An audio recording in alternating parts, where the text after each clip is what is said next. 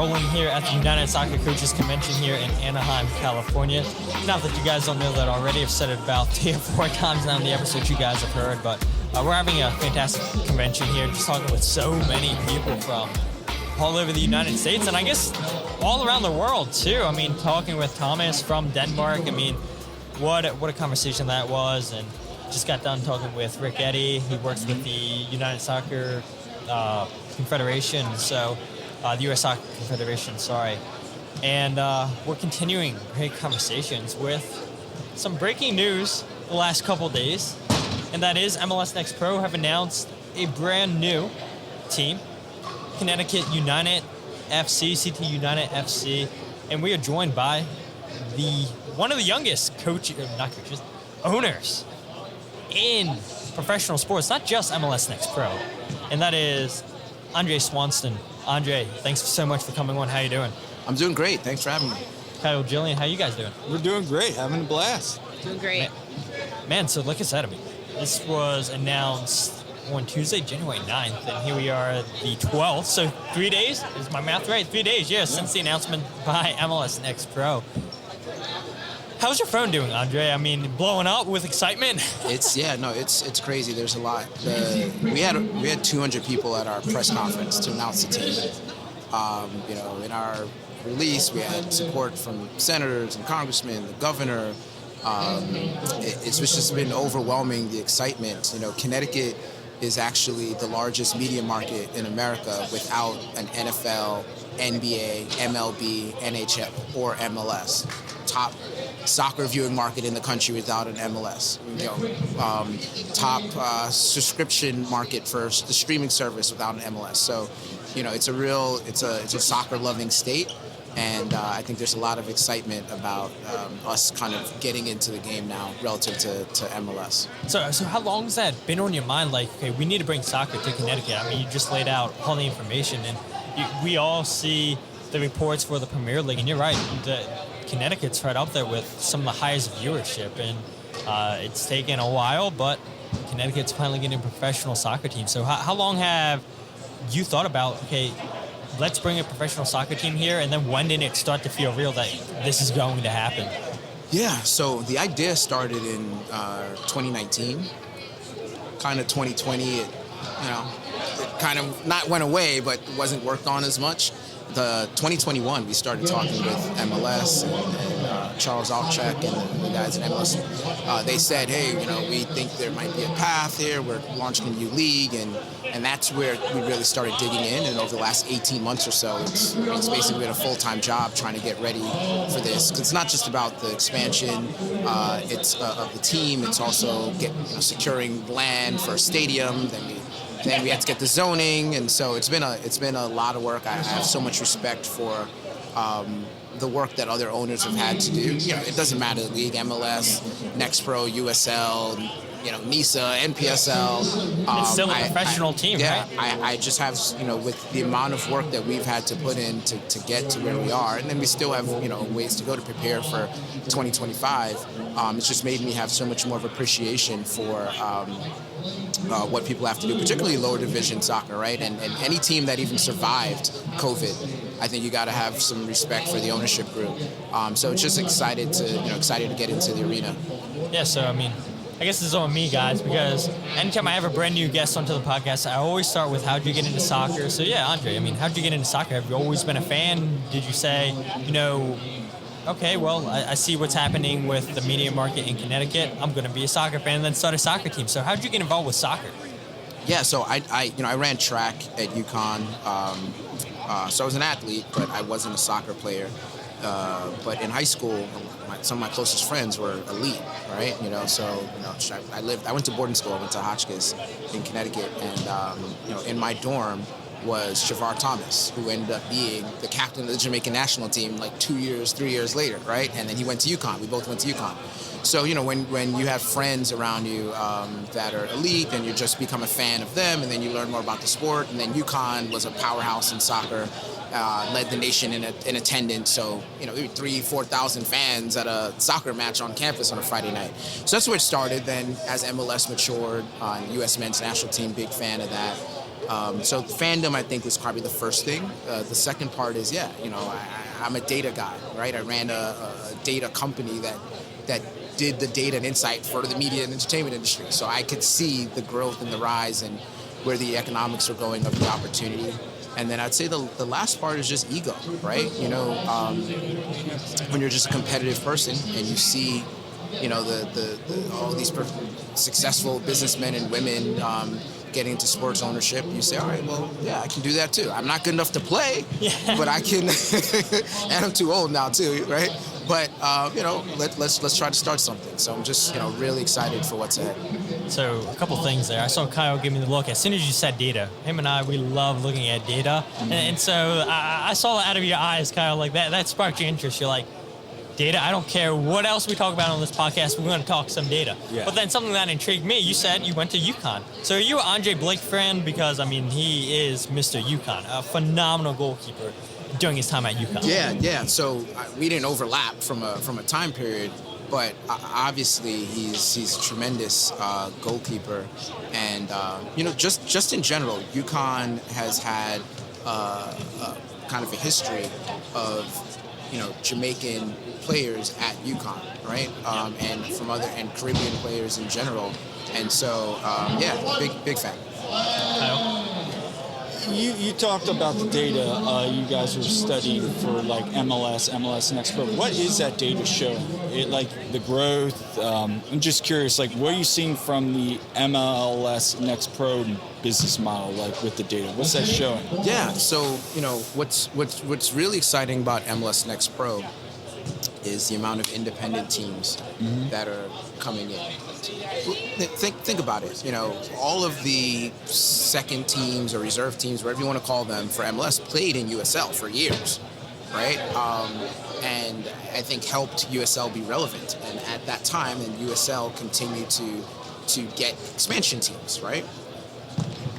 Well, MLS Next Pro has, like a Chattanooga, for example. Yep. That is one of, they've been around 15 plus years. They've gotten big crowds, even in leagues, that were much smaller leagues. So, you have some teams that have some pride, have some existing fan bases that are coming in. And I think that's exciting. Carolina Core with, Eddie Pope as a sporting director, Jacksonville, Cleveland, now Connecticut. There's no way that we're going to stop there, right? And so I think it's really exciting, the Apple TV deal, the idea of, the second, third division team being available globally live. Who else can do that? Who else can say that every single match or so for a second or third division American sport, of any sport, right? Baseball, hockey, whatever, is available globally. And so, I'm tremendously excited for what the upside is for MLS Next Pro and MLS overall. Yeah, how crazy is that? Literally, there's an iPhone right here. Everybody knows Apple. That's got to be a huge selling point where it doesn't matter where you're at. I feel like everybody, like you just said, globally can access this game, and the reach has to excite you, right? It's okay, here's a club that's starting in 2025, and yes, we know there's a market for it in Connecticut, but who's to say you don't have worldwide fans because of this deal with Apple? That's got to be mind-blowing to you, right? Yeah, I think the potential is unlimited. We have ambitions to go to MLS, right? So we look at Next Pro not just as an opportunity for athletes to try to prove that they can get up to the next level, or coaches and front office and so forth. We look at it as an ownership group, as the whole state, the fans. Everybody wants to go to MLS, right? Why not? We are bigger than more than a third of the existing MLS markets already, and we watch more soccer than most of the MLS markets already, and we have more disposable income and less competition from NFL, and so, unlike most of the MLS markets, the Connecticut soccer team could be the number one show in town, right? Maybe not over UConn basketball, yeah. right? Because UConn basketball is no joke, but in all seriousness, there's not very many markets, if any other, top 30 media markets in America where MLS can be number one right now. And so, we're excited about the potential, and then the ability to, you think about that northeastern corridor from New England Revolution to Connecticut to NYCFC, Red Bull, Philly, DC. That's pretty awesome, and that is something like 1 out of every 8 people in America, 1 out of every 7 people in America, from top to bottom. So it's really exciting. Yeah, that's something too. Like, all 3 of us went to Colorado this year, and so obviously, like, the Rapids rivals RSL, and I think, like, traveling, it's like 8 hours or something to get over the Rockies and everything. And I was thinking about this during our trip. Like, we're like really fortunate with a lot of professional soccer teams along the East Coast, and it's like a few hours away. Like, you could be all the way up in, I don't know what, 6 hours, 7 hours, depending on how fast you drive, I guess, up in New England, going to a Revs game, drive down to DC. Like, we're spoiled in this area, and so you're right. I mean, why not, as an owner, to have those ambitions to go as high as possible? Like, I think, if you didn't have those aspirations, then it's like, why am I in this? Yeah, what's the point? Yeah. What's the point? I think no matter what you do in life, I mean, you can't have a goal to not, step forward and do more. And so that's a goal of ours. And in terms of just, distance, the Amtrak is literally 200 meters from our stadium, literally. So you could hop on, what is it, Union Station in Philly? Yeah. And in less than 3 hours, be at the stadium and walk 200 meters into the game, go back home same day. And so that's pretty exciting.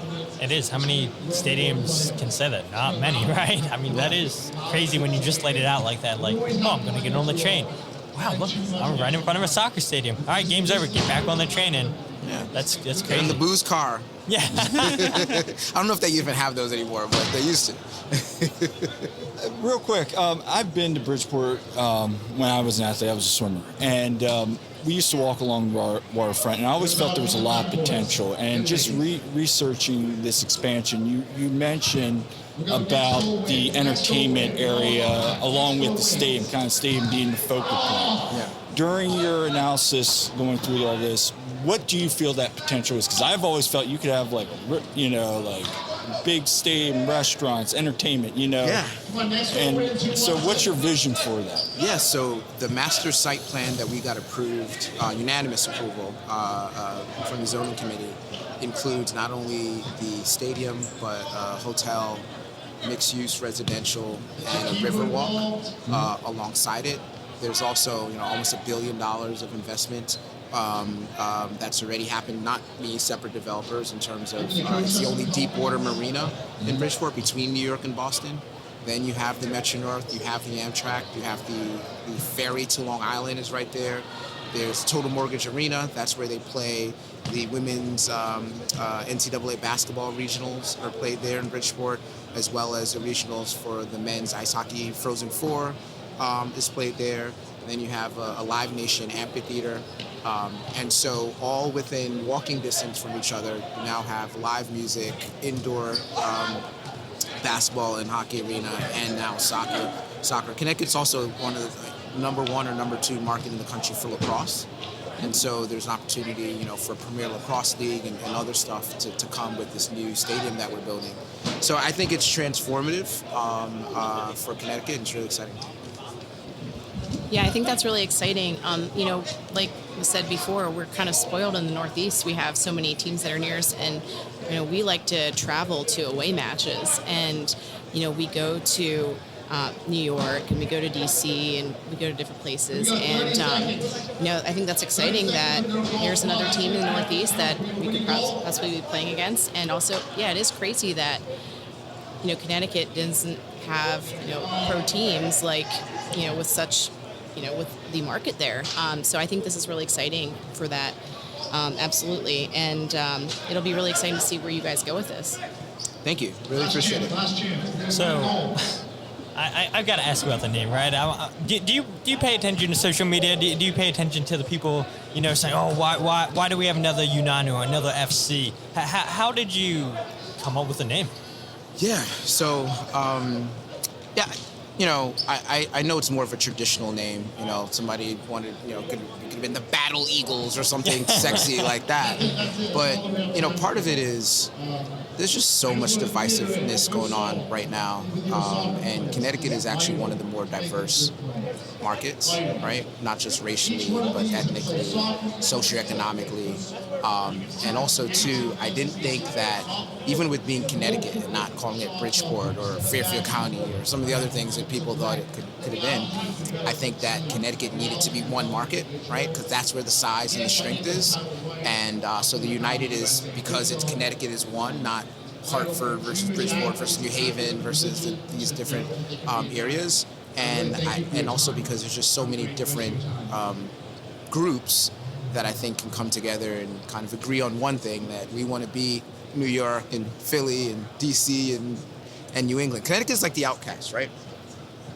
So we're in the tri-state, but we kind of don't get the same love as New York and New Jersey. We're in New England, but we're kind of the outcasts of New England too. We don't get the Massachusetts, New Hampshire, Rhode Island, Vermont love. And so it's kind of just saying like it's Connecticut against everybody else. So. Yeah, I mean, it's a good thing to build your club on, right? Yeah, but I think you might have just broken some news. Like maybe you said Battle Eagles. Maybe that's going to be the supporter group's name. I don't know if there's one picked out yet. Hey, maybe you just gave somebody an idea. If somebody wants to take that, it's free of charge. You could use it. You got to have some cool face paint, stuff like that. I don't know. When we have the fan fest this spring, maybe there'll be. What did I say? Was it Battle? I think I said Battle Eagles. Yeah, Battle Eagles. Yeah, Battle Eagles, which doesn't actually sound as cool as Battle Hawks, but I think there's Battle Hawks in another sport array, so that's taken already. Could have gave somebody an idea. You never know. So. Yeah. No, appreciate it. Kyle?